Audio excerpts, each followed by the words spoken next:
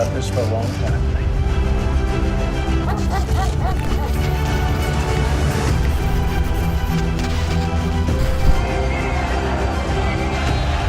Estamos frente a un verdadero conflicto frontal sobre las grandes corporaciones transnacionales y los estados.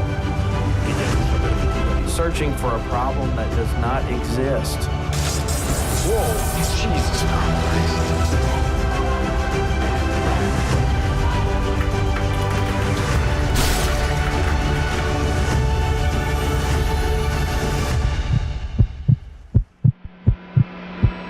Una política basada en la austeridad y en la reforma.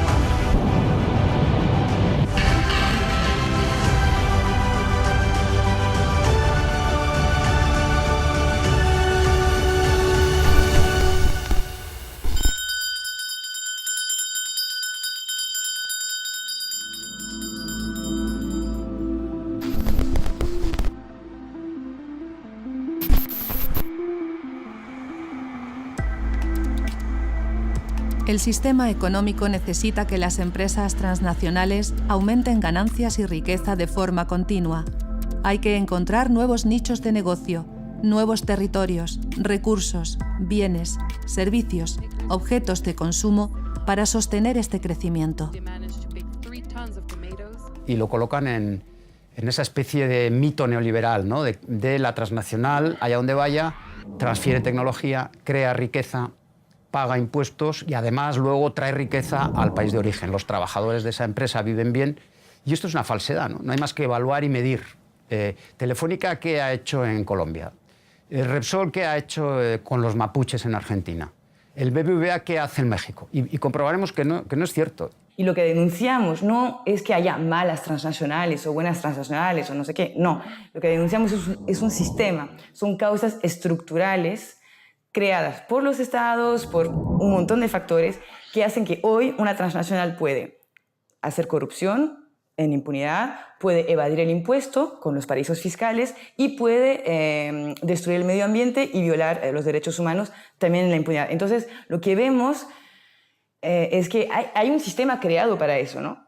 Que facilita esos comportamientos ilícitos o de destrucción. La arquitectura de la impunidad es como una cadena de dominación, es como una cadena que, yo suelo decir, ahoga a los pueblos, ahoga a las gentes, destruye el medio ambiente, los derechos de protección de la naturaleza, que tiene muchos eslabones, ¿no? Y los eslabones son un conjunto de eslabones que van desde las decisiones del Fondo Monetario Internacional, de la Organización Mundial del Comercio, del Banco Mundial, bancos regionales, pero también son tribunales privados de arbitraje, acuerdos de comercio y de inversiones, y que todos ellos introducen esta lógica corporativa de defender a ultranza el poder de las grandes corporaciones. En 2014, las farmacéuticas se gastaron 40 millones en acciones de lobby, 15 veces más que las asociaciones que promueven la sanidad pública. En la Unión Europea, 1 de cada 3 comisarios salientes en 2014 pasó por la puerta giratoria para convertirse en alto ejecutivo de una gran empresa. Estos mecanismos de poder son una cuestión estructural. A mí me tocó estar en el Viceministerio de Gestión Ambiental, dentro del Ministerio del Ambiente del Perú. Estuve aproximadamente 6 meses al inicio del gobierno anterior, del señor Humala. Y lo primero que podría decir es que lo que uno se imagina de lo que puede pasar dentro del Estado, finalmente la realidad termina superando, ¿no? Y finalmente las decisiones que se toman responden no a los intereses del país, sino a los intereses de los principales grupos económicos. Los acuerdos bilaterales de comercio sirven para activar los tribunales internacionales de arbitraje, que dotan de plena seguridad a las inversiones realizadas por las multinacionales frente a los estados. Las empresas españolas ocupan el 5º lugar en el ranking de las multinacionales que más demandas han interpuesto ante el CIADI.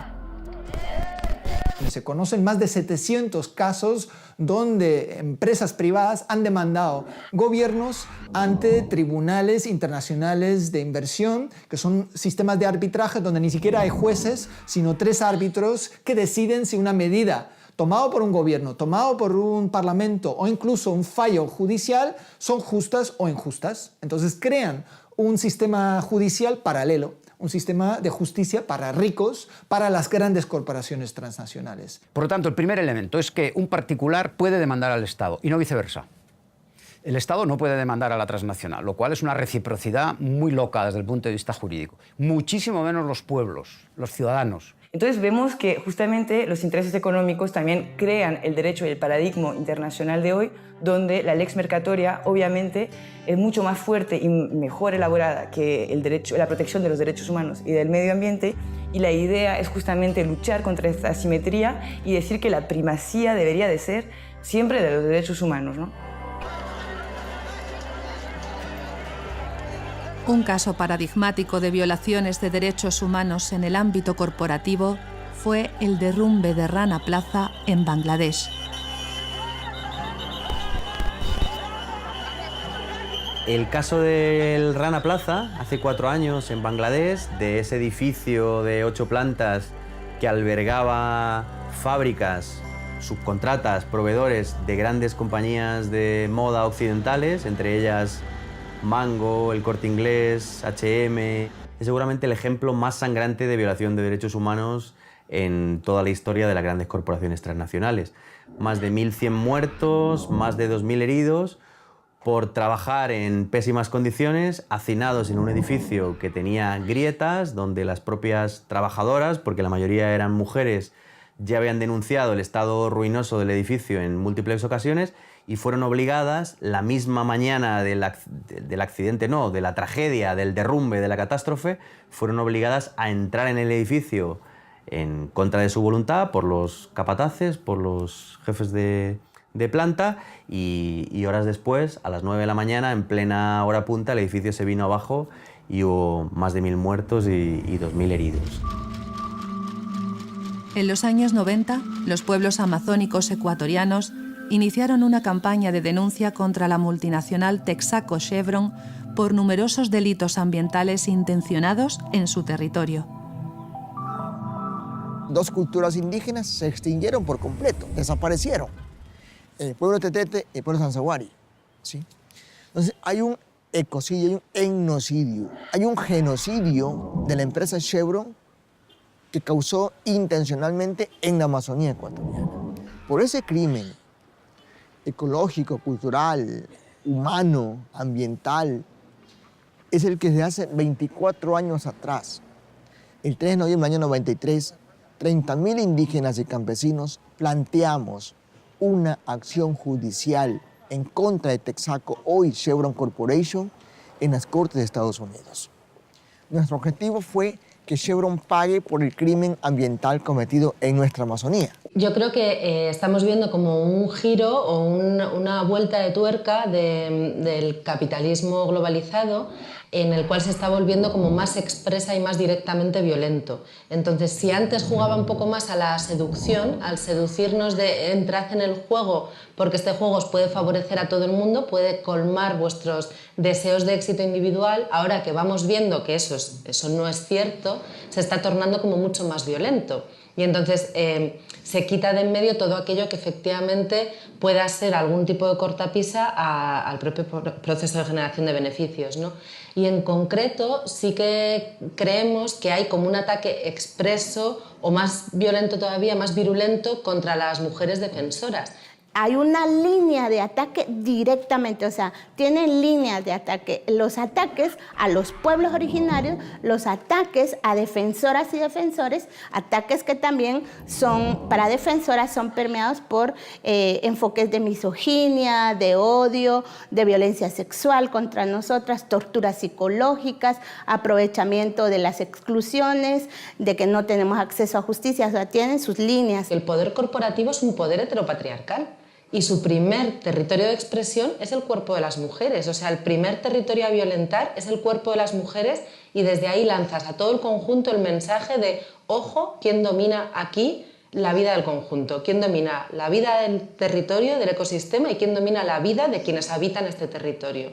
Entonces sí que hay un ataque especialmente virulento en el marco eso de una rearticulación más agresiva del sistema. Yo he sido atacada desde que recibí el cargo en el 2008 hasta la fecha. He sido atacada permanentemente.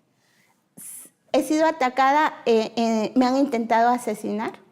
No solo la empresa maderera, sino las empresas que hemos denunciado. Yo creo que ahora mismo, y sobre todo a partir de la muerte de Berta Cáceres, ¿no?, que fue como un shock muy fuerte hacia los activistas en defensa de los derechos humanos y del medio ambiente, ¿no?, como una persona tan central o tan visible, tan conectada con las redes internacionales, que recibió un premio internacional que es digamos, como el paralelo al Nobel, ¿no?, pero en la defensa del medio ambiente, puede ser asesinada, ¿no?, y impunemente. La impunidad será creciente aún más. Más fortalecimiento de los aparatos, de las estructuras militares, por ejemplo, con el Plan de Seguridad para Centroamérica, que incluso los organismos financieros tienen contemplado dar financiamiento en préstamo, o sea, para los ejércitos y las policías que asesinan al pueblo hondureño. Bertita no está muerta, Bertita está siendo sembrada en los territorios. Bertita está caminando con su mensaje y el llamado que hace a la humanidad, porque ella hizo un llamado a la humanidad de que actuemos más rápido, porque las empresas transnacionales están actuando muy rápido, que está en peligro la humanidad.